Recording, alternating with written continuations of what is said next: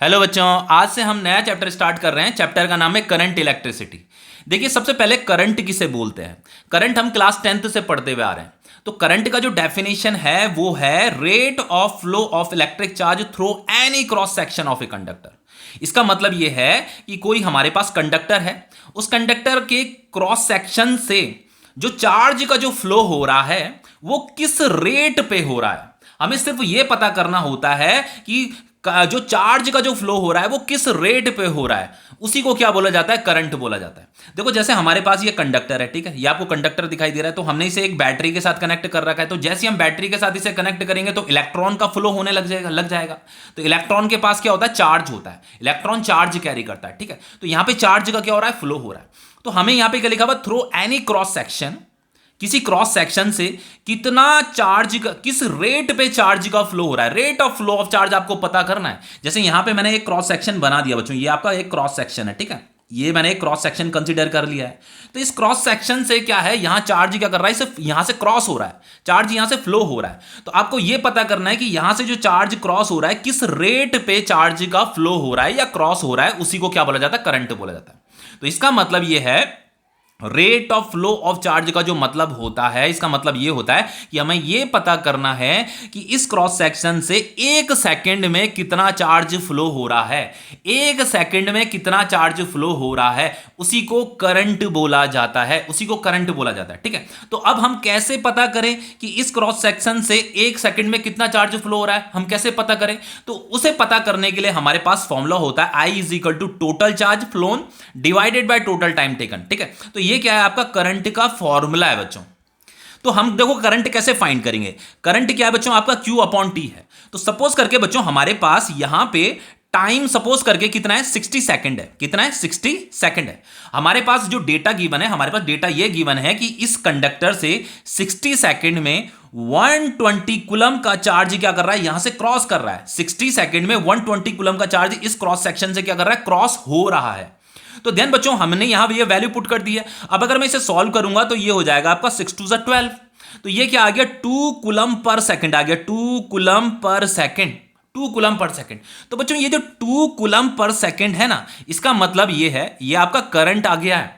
इसका मतलब यह है कि एक सेकंड में, पर सेकंड लिखा है ना, एक सेकंड में 2 कुलम का चार्ज क्रॉस हो रहा है। इस कंडक्टर से बच्चों एक सेकंड में 2 कुलम का चार्ज क्रॉस हो रहा है। देखो, rate of flow of charge का मतलब होता है कि हमें यह पता करना होता है कि एक सेकंड में कितना चार्ज फ्लो हो रहा है। तो हमने यहां पे पता कर दिया है कि एक सेकंड में 2 कुलम का चार्ज फ्लो हो रहा है। तो इसी को क्या बोला जाता है, करंट बोला जाता है। तो फाइनली बच्चों, ये जो आपका कुलम पर सेकंड है, इसी को एम्पियर बोला जाता है और इसे ए से डिनोट किया जाता है, ठीक है। तो ये SI unit of current is ampere. तो ये जो कुलम पर सेकंड है, इसी को क्या बोला जाता है, एम्पियर बोला जाता है, ठीक है। तो देखो, इसे एक दूसरे तरीके से भी समझा जा सकता है। जैसे बच्चों मान लो ये आपका कंडक्टर है, ठीक है, ये मैंने एक क्रॉस सेक्शन बना दिया। यहां से क्या कर रहा है बच्चों, चार्ज फ्लो हो रहा है, मतलब करंट फ्लो हो रहा है, ठीक है।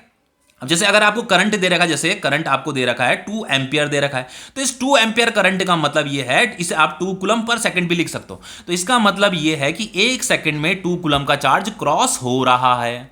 अगर करंट मान लो आपको 5 एम्पियर दे रखा है, तो आप इसे लिख सकते हो 5 कुलम पर सेकंड लिख सकते हो। कुलम पर सेकंड को ही एम्पियर बोला जाता है बच्चों, ठीक है। तो 5 एम्पियर का मतलब 5 कुलम पर सेकंड। तो अगर इस कंडक्टर से 5 एम्पियर का करंट फ्लो कर रहा है, तो इसका मतलब यह है कि एक सेकंड में, पर सेकंड मतलब एक सेकंड में 5 कुलम का चार्ज फ्लो कर रहा है। इस क्रॉस सेक्शन से एक सेकंड में 5 कुलम का चार्ज क्रॉस हो रहा है। तो आपको समझ में आ गया होगा कि करंट क्या होता है, ठीक है। अब देखिए बच्चों, करंट क्या है, आपका स्केलर क्वांटिटी है। Current is a scalar quantity. तो करंट अगर आपका स्केलर क्वांटिटी है, तो करंट के पास तो डायरेक्शन नहीं होना चाहिए। करंट अगर स्केलर क्वांटिटी है तो करंट के पास डायरेक्शन नहीं होना चाहिए। लेकिन यहां पे देखिए, सर्किट को देखिए, इस सर्किट में बच्चों आपका ये करंट का डायरेक्शन बना रखा है। करंट जो है ये पॉजिटिव टर्मिनल होता है, ये नेगेटिव टर्मिनल होता है। तो ये जो पॉजिटिव टर्मिनल होता है बच्चों, इसे हायर पोटेंशियल बोला जाता है। इस वाले एंड को हायर पोटेंशियल बोला जाता है।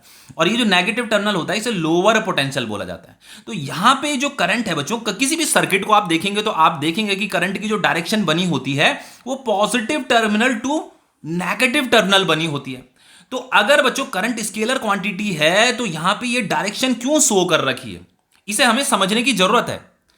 तो बच्चों, इन रियलिटी क्या होता है कि जब भी हम किसी कंडक्टर को जो है बैटरी से कनेक्ट करते हैं, और हम बैटरी को जब ऑन करते हैं तो इलेक्ट्रॉन का फ्लो होने लग जाता है। इलेक्ट्रॉन बच्चों आपके नेगेटिव टर्मिनल से पॉजिटिव टर्मिनल की तरफ अट्रैक्ट होने लग जाते हैं, मतलब पॉजिटिव टर्मिनल की तरफ जाने लग जाते हैं। तो ये इलेक्ट्रॉन का फ्लो हो रहा है। तो ये जो फ्लो ऑफ इलेक्ट्रॉन है ना बच्चों, इसी को करंट बोला जाता है। इलेक्ट्रॉन का एक एंड से दूसरे एंड फ्लो करने को ही करंट बोला जाता है। तो अगर बच्चों अगर आप ये सोच रहे हो कि ये यहां इलेक्ट्रॉन यहां से यहां फ्लो कर रहा है, तो अगर आप ये सोच रहे हो कि इलेक्ट्रॉन के फ्लो के साथ साथ करंट भी फ्लो कर रहा है, तो आप गलत सोच रहे हो। इन रियलिटी ऐसा होता नहीं है बच्चों। इन रियलिटी होता क्या है, सिर्फ और सिर्फ इस कंडक्टर में इलेक्ट्रॉन का ही फ्लो हो रहा है, और इस फ्लो ऑफ इलेक्ट्रॉन को ही करंट बोला जाता है। आप इलेक्ट्रॉनिक करंट भी इसे बोल सकते हो। तो इलेक्ट्रॉनिक करंट की जो डायरेक्शन होती है बच्चों, इलेक्ट्रॉनिक करंट मतलब करंट ड्यू टू इलेक्ट्रॉन, जो इलेक्ट्रॉन की वजह से जो करंट होगा उसे इलेक्ट्रॉनिक करंट बोलेंगे। तो इलेक्ट्रॉनिक करंट की जो डायरेक्शन होती है वो जिधर इलेक्ट्रॉन मूव कर रहे होते हैं उसी डायरेक्शन में होती है। लेकिन बच्चों जब भी हमें सर्किट दिया होता है तो हम इलेक्ट्रॉनिक करंट को नहीं लेते, हम कन्वेंशनल करंट को लेते हैं। हमें इसे देखना, करंट की डायरेक्शन सर्किट में हम positive terminal to negative terminal लेते हैं। तो हम लेकिन मैं आपको यह समझाना चाह रहा हूं बच्चों, इन रियलिटी ऐसा होता नहीं है। इन रियलिटी होता यह है कि जब भी हम बैटरी को कंडक्टर के साथ कनेक्ट करते हैं तो इलेक्ट्रॉन ही सिर्फ फ्लो करते हैं। Electron negative terminal to positive terminal flow करते हैं, और इसी फ्लो ऑफ इलेक्ट्रॉन को करंट बोला जाता है। अगर आप ये सोच रहे हो कि इलेक्ट्रॉन इधर फ्लो कर रहा है और साथ में करंट इधर फ्लो कर रहा है, तो आप गलत सोच रहे हो। लेकिन उसके बावजूद भी सर्किट में करंट की डायरेक्शन इधर बनाई जाती है, ऐसे मतलब positive terminal to negative terminal बनाई जाती है। अब क्यों बनाई जाती है, थोड़ा उसे समझ लेते हैं कि क्यों बनाई जाती है। ठीक है, अब देखो इसे समझने के लिए थोड़ा सा आपको ये समझना पड़ेगा। देखो बच्चों, कभी भी आपने देखा होगा कि जो वाटर जो फ्लो करता है वो लेवल में डिफरेंस की वजह से फ्लो करता है, from higher level to lower level. देखो यहाँ पे वाटर क्या है, हायर लेवल पे है, इसका लेवल हाई है, यहाँ पे लो लेवल है वाटर का। तो ये जो लेवल में जो डिफरेंस है ना, इसकी वजह से वाटर फ्लो करता है। तो वाटर जो फ्लो करेगा higher level to lower level flow करेगा। वाटर इधर फ्लो करता रहेगा करता रहेगा करता रहेगा, ये तब तक फ्लो करता रहेगा जब तक दोनों का लेवल सेम ना हो जाए। समझ में आ रहा है?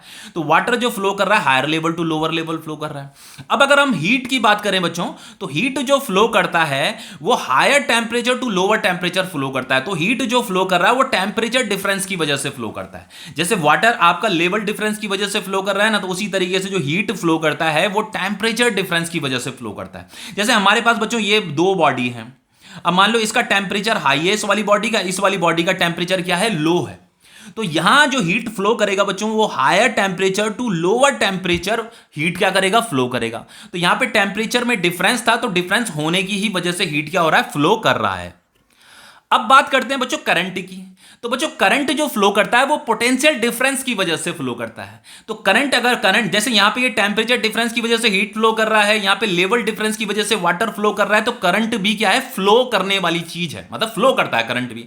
तो करंट जो फ्लो करता है वो पोटेंशियल डिफरेंस की वजह से फ्लो करता है। तो बच्चों बाय कन्वेंशन ऐसा मान लिया जाता है, ऐसा कहा जाता है कि current would flow from higher potential to lower potential.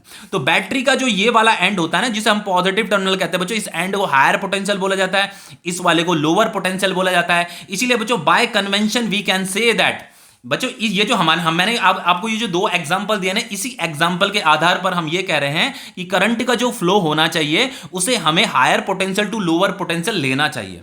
ठीक है, तो इसीलिए हम सर्किट में करंट की डायरेक्शन को हायर, ये वाला हायर पोटेंशियल होता है, ये वाला लोअर पोटेंशियल होता है, तो हम करंट की डायरेक्शन को ऐसे बनाते हैं।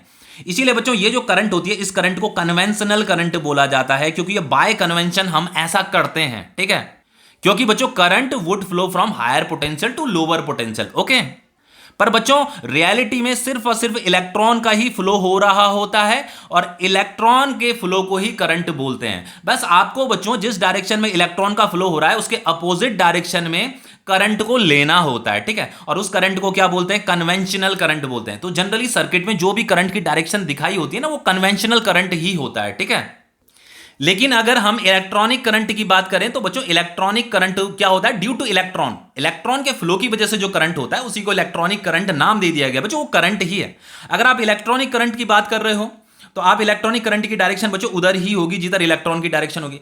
लेकिन अगर आप कन्वेंशनल करंट की बात करो, ये जस्ट एक कन्वेंशन है, ये ये कन्वेंशन है। तो अगर आप कन्वेंशनल करंट की बात करो तो कन्वेंशनल करंट की जो डायरेक्शन होगी, आप जो कि हम सर्किट में शो करते हैं, उसे हम positive terminal to negative terminal ही लेते हैं। ये जस्ट एक कॉन्सेप्ट है जो हमें बच्चों चैप्टर के ये जो इलेक्ट्रिसिटी का जो चैप्टर है, इसके आगे के टॉपिक को समझने में हेल्प करता है। ठीक है, तो बच्चों हमारे पास जो करंट का फॉर्मूला है वो क्या है, Q अपॉन टी, इसी को rate of flow of charge बोला जाता है। और ये जो rate of flow of charge है, इसी को करंट बोला जाता है। तो करंट कोई अलग चीज नहीं होती है, यहां पे सिर्फ और सिर्फ इलेक्ट्रॉन का ही फ्लो हो रहा है और इसी फ्लो को करंट बोला जाता है। अब बाय कन्वेंशन हमारे द्वारा ये मान लिया जाता है कि करंट का डायरेक्शन जो है वो higher potential to lower potential होना चाहिए, मतलब पॉजिटिव टर्मिनल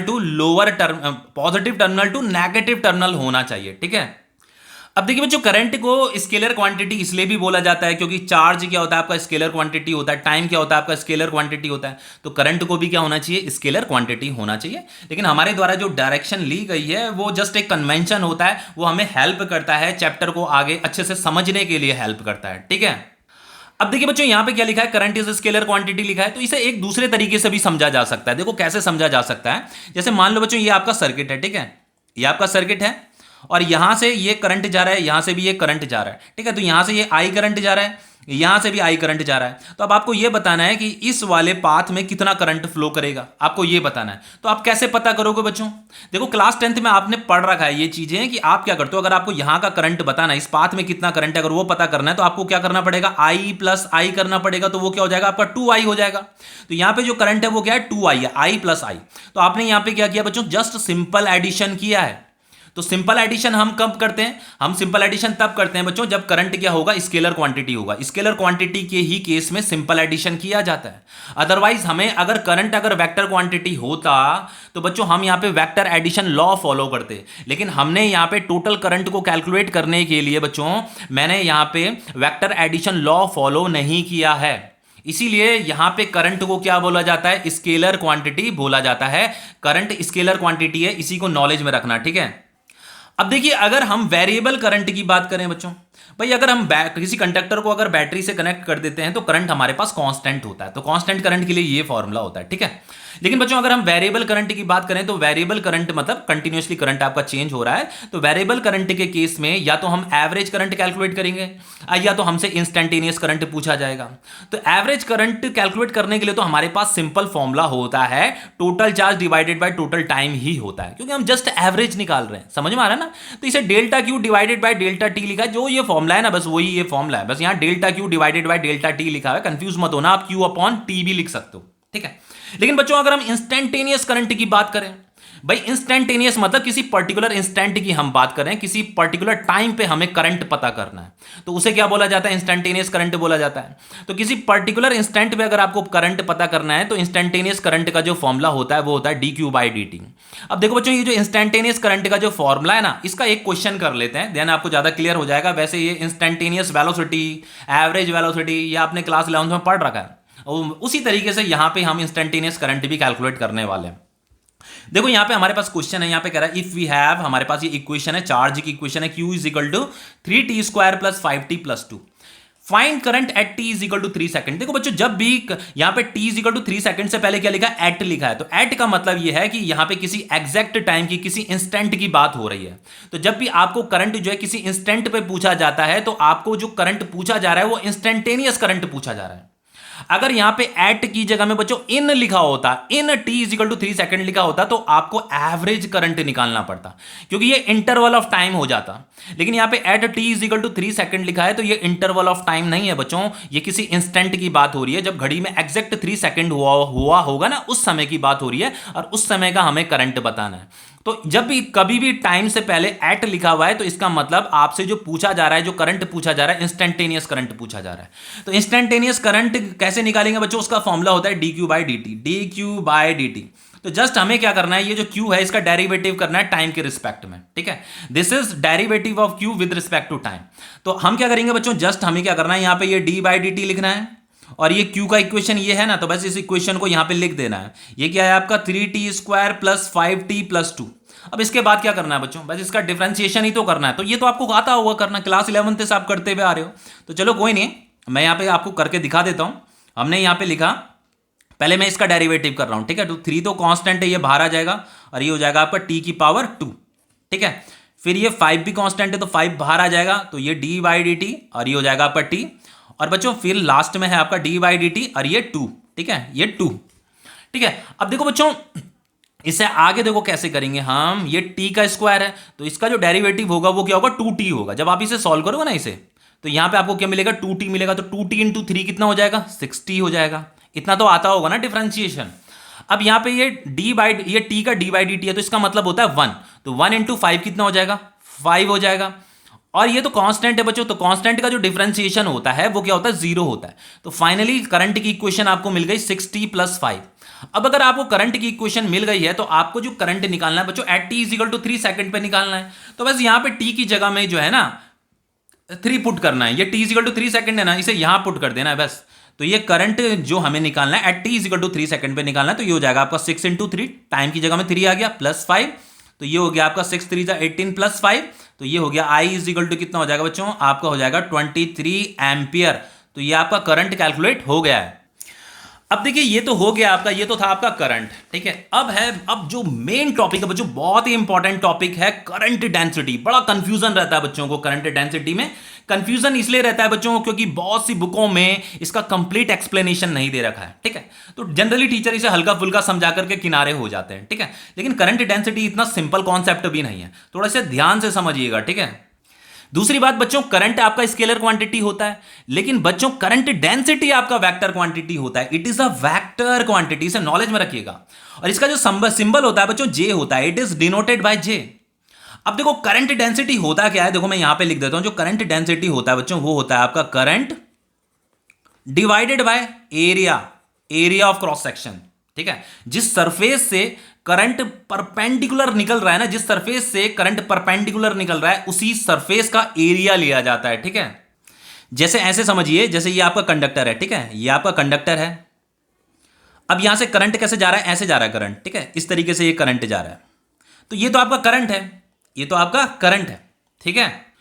अब हम एरिया कौन सा लेंगे बच्चों, देखो ये जो करंट है ना, ये जो करंट है बच्चों देखो इस सरफेस के परपेंडिकुलर है, इसे परपेंडिकुलर क्रॉस करता हुआ जा रहा है, इस सरफेस को परपेंडिकुलर क्रॉस करता हुआ जा रहा है। तो इसका एरिया लेट सपोज ए है, इसका एरिया क्या है, ए है। तो यहां पे क्या आएगा, ये जो प्लेन सरफेस आपको दिख रहा है ना, इसी का एरिया आपको यहां पे लिखना है। लेकिन बच्चों एक इंपॉर्टेंट चीज आपको बताता हूं बच्चों, एरिया क्या होता है, एक वेक्टर क्वांटिटी होता है। करंट डेंसिटी भी आपका एक वेक्टर क्वांटिटी होता है। तो करंट डेंसिटी की जो डायरेक्शन होती है ना, उसकी डायरेक्शन जिधर करंट की डायरेक्शन होती है उधर ही करंट डेंसिटी की डायरेक्शन भी आपको लेनी होती है। लेकिन ये जो एरिया होता है बच्चों, अगर मैं इस प्लेन सरफेस की बात करूं तो इसका एरिया तो ए है, लेकिन एरिया एक वेक्टर क्वांटिटी होता है, नॉलेज में रखिएगा, क्लास 11th से आप पढ़ते हुए आ रहे हो। तो अगर एरिया एक वेक्टर क्वांटिटी है तो इसकी भी डायरेक्शन होगी, तो इसकी जो डायरेक्शन होती है इस प्लेन सरफेस के परपेंडिकुलर होती है। तो ये क्या है, ये जो इसका जो एरिया ए है ना, उस ए का जो डायरेक्शन है, एरिया का जो डायरेक्शन है वो ये है, सरफेस के परपेंडिकुलर आउटवर्ड, ठीक है। तो ये जो करंट अपॉन एरिया है इसी को करंट डेंसिटी बोलते हैं। अब देखो इसका डेफिनेशन पढ़ लेते हैं बच्चों। देखो current density at a point, सबसे पहली at a point in a conductor, सबसे पहली बात बच्चों जो करंट डेंसिटी जो डिफाइंड है वो किसी पॉइंट के लिए डिफाइंड है। जैसे मान लो यहां पे हमारे पास ये कंडक्टर है, ये आपका कंडक्टर दिख रहा है। तो इस कंडक्टर में देखो बच्चों इसका जो क्रॉस सेक्शन है वेरिएबल क्रॉस सेक्शन है। इसका क्रॉस सेक्शन A1 है, इसका क्रॉस सेक्शन A2 है, इसका क्रॉस सेक्शन A3 है। मतलब ये आपका एक कंडक्टर है और यहां से क्या हो रहा है बच्चों, करंट फ्लो कर रहा है, ठीक है, ये करंट फ्लो कर रहा है, ठीक है, ऐसे करंट फ्लो होने में लगा हुआ है यहां से, ठीक है। तो यहां से ये I करंट फ्लो हो रहा है। तो बच्चों जो करंट डेंसिटी है ना, करंट डेंसिटी जो डिफाइंड है at a point in a conductor, तो जो करंट डेंसिटी निकालोगे आप किसी पॉइंट की निकालोगे, जैसे इस पॉइंट की निकालोगे, इस पॉइंट की निकालोगे, इस पॉइंट की निकालोगे, समझ में आ रहा है। करंट डेंसिटी जो है पूरे कंडक्टर की नहीं निकाली जाती, करंट डेंसिटी जो है किसी पॉइंट की निकाली जाती है। अब देखो कैसे निकाला जाएगा, current density at a point in a conductor is defined as amount of current flowing per unit area. तो ये जो करंट अपॉन एरिया है इसी को करंट पर यूनिट एरिया बोला जाता है ना, लिखा हुआ है ना, current flowing per unit area. Unit area में जो करंट का जो फ्लो हो रहा है उसी को करंट डेंसिटी बोलते हैं। तो देखो कैसे निकाला जाएगा इसे समझते हैं। सबसे पहली बात बच्चों मैं एक क्वेश्चन आपसे पूछता हूं यहां पे कि इस कंडक्टर से अगर करंट फ्लो हो रहा है तो क्या करंट, अगर यहां से आई करंट एंटर हुआ तो क्या यहां से जो करंट बाहर निकलेगा, क्या वो आई करंट बाहर निकलेगा, क्या सेम करंट बाहर निकलेगा? तो हां बच्चों, देखो करंट के पास जो है सेम पाथ है, एक ही पाथ है फ्लो करने के लिए। तो अगर करंट के पास एक ही पाथ होता है फ्लो करने के लिए, तो बच्चों जितना करंट यहां पे होगा उतना ही करंट यहां पे भी होगा, उतना ही करंट यहां पे भी होगा। तो यहां से भी आई करंट फ्लो हो रहा है और यहां से भी आई करंट ही फ्लो हो रहा है, इस वाले क्रॉस सेक्शन से भी, इस वाले क्रॉस सेक्शन से भी, इस वाले क्रॉस सेक्शन से भी। ठीक है, क्योंकि करंट के पास कोई दूसरा पाथ नहीं है, करंट के पास सिर्फ और सिर्फ एक ही पाथ है। देखो बच्चों, क्लास 11th में हमने एक चीज पढ़ी थी, इक्वेशन ऑफ कंटिन्यूटी पढ़ा था। मैंने आपको एक चीज बताई थी, जैसे मान लो आपका ऐसे मान लो, जैसे इक्वेशन ऑफ कंटिन्यूटी थोड़ा सा याद दिलाता हूं मैं आपको। मान लो ये आपका पाइप है, तो बच्चों यहां से जितना वाटर एंटर करेगा ना, इनकंप्रेसिबल फ्लूइड की हम बात कर रहे हैं, लिक्विड की हम बात कर रहे हैं, जितना यहां से जितना लिक्विड एक सेकंड में एंटर करेगा उतना ही लिक्विड यहां से एक सेकंड में बाहर भी निकलेगा।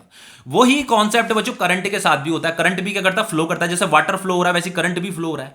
तो जितना करंट यहां से एंटर करेगा उतना ही करंट यहां से भी बाहर निकलेगा, उतना ही करंट यहां से भी बाहर निकलेगा। कहने का मतलब यह है बच्चों कि इस क्रॉस सेक्शन से एक सेकंड में जितना नंबर ऑफ इलेक्ट्रॉन क्रॉस हो रहा होगा, उतना ही नंबर ऑफ इलेक्ट्रॉन इस वाले क्रॉस सेक्शन से भी क्रॉस हो रहा होगा, और उतना ही इलेक्ट्रॉन इस वाले क्रॉस सेक्शन से भी क्रॉस हो रहा होगा।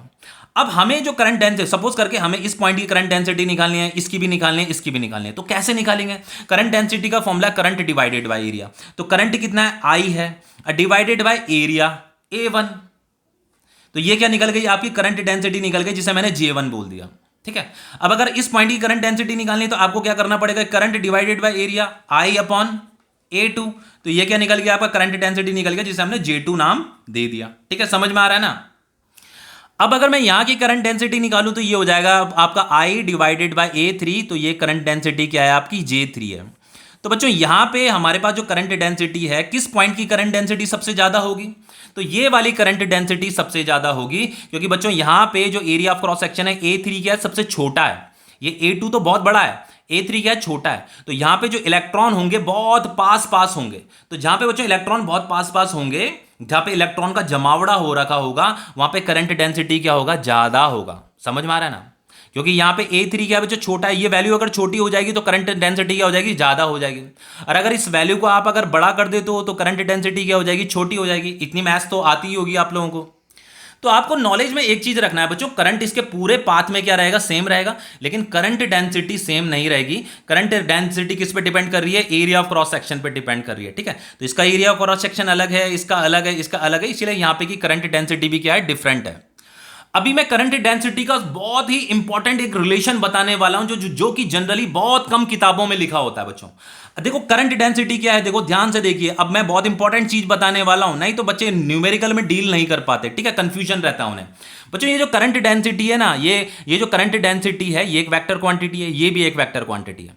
तो ये क्या है, आपका करंट डिवाइडेड बाय एरिया है। लेकिन बच्चों यहां पे जो होता है ना, करंट और एरिया में एक रिलेशन होता है। अब क्या रिलेशन होता है, देखो इसे सुनिए। तो बच्चों इन दोनों में जो रिलेशन होता है, रिलेशन ये होता है कि जो सरफेस करंट के साथ परपेंडिकुलर होता है, इसे लिख लीजिए जो मैं बोल रहा हूं, जो सरफेस करंट के साथ परपेंडिकुलर होता है उसी सरफेस का एरिया आपको यहां पे लेना होता है।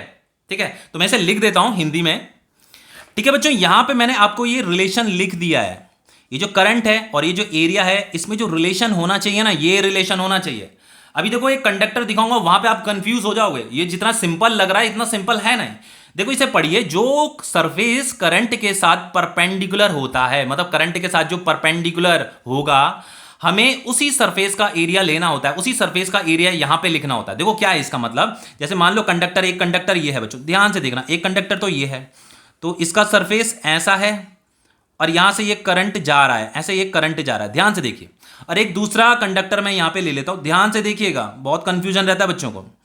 एक दूसरा कंडक्टर मैंने यहां पे ले लिया है और ये जो कंडक्टर है, ये कंडक्टर कुछ इस तरीके से कटा हुआ है। इसका सरफेस एरिया, इसका जो प्लेन सरफेस है ऐसा है। देखो यहां पे प्लेन सरफेस ऐसा है, तो इसका एरिया क्या है, सपोज करके ए है, सपोज करके ए है, इसका एरिया क्या है, ए है। और ये वाला जो प्लेन सरफेस है, इसका भी एरिया सपोज करके क्या है, कुछ दूसरा ए मान लो। ठीक है, ये ए है, ठीक है, एरिया क्या है, ए है। अब देखिए बच्चों, देखिए हमारे पास जो करंट डेंसिटी का फॉर्मूला है वो है करंट डिवाइडेड बाय एरिया, लेकिन हमें जो एरिया लेना है बच्चों, हमें वो एरिया लेना है जो सरफेस करंट के साथ परपेंडिकुलर होगा।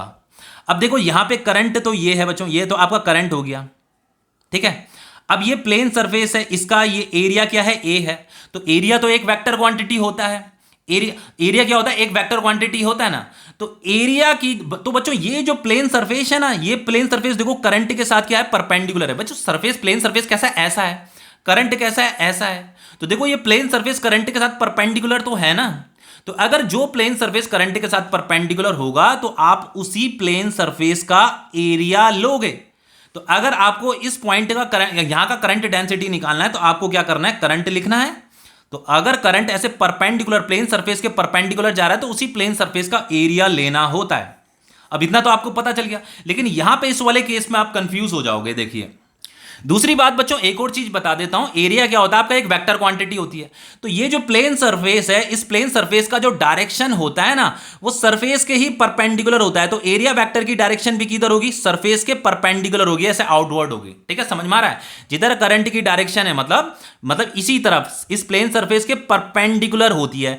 इसका जो एरिया है वो तो ए है, लेकिन ये जो एरिया होता है ये एक वेक्टर क्वांटिटी होती है, इसकी डायरेक्शन हमेशा इस प्लेन सरफेस के परपेंडिकुलर बनाई जाती है। तो ये एरिया वेक्टर की डायरेक्शन ये होती है। ठीक है, समझ में आ गया। अब देखो बच्चों यहां पे अगर मुझे करंट डेंसिटी निकालना होगा तो कैसे निकालूंगा। करंट डेंसिटी का फॉर्मूला क्या है, जैसे मान लो यहां से आई करंट जा रहा है, ये आपका आई करंट जा रहा है। ठीक है, ये आपका आई करंट जा रहा है।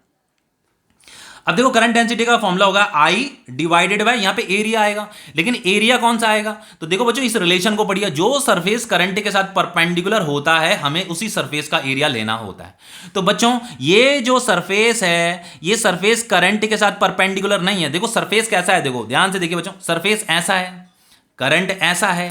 तो ये सरफेस करंट के साथ परपेंडिकुलर नहीं है। तो हमें यहां पे जो एरिया लेना है, हमें ये वाला एरिया नहीं लेना है। लेट सपोज बच्चों ये एरिया कितना है, ए है। लेट सपोज ए है, तो गलती से भी इस ए को यहां पे मत लिख देना, सब गड़बड़ हो जाएगी। तो ध्यान से सुनिए, देखिए हमें क्या करना है। सबसे पहले बच्चों ये जो प्लेन सरफेस है इसकी जो डायरेक्शन होगी सरफेस के परपेंडिकुलर होगी। ये आपका एरिया वेक्टर हो गया, इसका एरिया ए है ना, तो इसकी ए की जो डायरेक्शन है वो ये है। तो एरिया वेक्टर की जो डायरेक्शन होती है वो सरफेस के परपेंडिकुलर होती है, इतना तो आपको पता है। ये आपका करंट डेंसिटी का डायरेक्शन है, भाई ये जे क्या है, करंट डेंसिटी होता है। तो इसकी डायरेक्शन बच्चों वही होती है जो करंट की डायरेक्शन होती है। तो करंट की डायरेक्शन इधर है, तो करंट डेंसिटी की डायरेक्शन भी यही होगी। तो यहां पे क्या, लेट सपोज ये थीटा एंगल बन रहा है, ध्यान से देखिए बच्चों। लेकिन बच्चों यहां पे क्या है, आपको इसका जो एरिया जो ए है ना, उस एरिया को यहां पे नहीं लिखना है, क्योंकि ये जो प्लेन सरफेस है, ये प्लेन सरफेस करंट के साथ परपेंडिकुलर नहीं है। यहां पे लिखा है जो सरफेस करंट के साथ परपेंडिकुलर होता है हमें उसी सरफेस का एरिया लेना होता है। तो अब हम क्या करेंगे, देखो बच्चों ध्यान से देखना, मैं क्या करूंगा, ये जो एरिया वेक्टर है इसे रिजॉल्व करूंगा, इसके कंपोनेंट बनाऊंगा। तो एक कंपोनेंट तो इधर बन जाएगा बच्चों, और एक कंपोनेंट इधर भी बन सकता है, एक कंपोनेंट इधर भी बन सकता है, समझ में आ रहा है। लेकिन हमें जो कंपोनेंट बनाना है, जिधर करंट की डायरेक्शन है ना, उसी डायरेक्शन में कंपोनेंट बनाना है। और ये वाला जो कंपोनेंट होगा बच्चों, इसकी वैल्यू क्या होगी, ए कॉस थीटा होगी, समझ में आ रहा है। तो बच्चों ये ए कॉस थीटा क्या है, बच्चों ये ए कॉस थीटा जो है कि किसी प्लेन सरफेस का मैग्नीट्यूड है, और वो प्लेन सरफेस जो है इस करंट के साथ परपेंडिकुलर है।